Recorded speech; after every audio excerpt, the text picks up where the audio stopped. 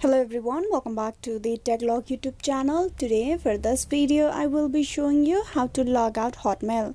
So for that, first of all, you open the Hotmail application.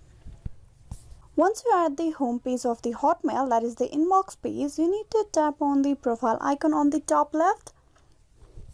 There at the end of the left side of the screen, you need to tap upon the setting icon. Tap on setting icon. Inside setting icon, you need to go look for the mail accounts and tap on the email address of yours. This will direct you to the account information of your Hotmail account. Here you scroll down to the very end and you will see the option of delete account. You tap that.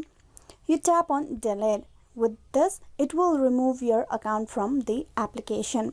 So basically, delete your account is only a logout option in here. It's not actually deleting your account permanently. It's just the option to log out. Hope this video was useful. Please like and subscribe the TechLog YouTube channel. Thank you for watching till the very end.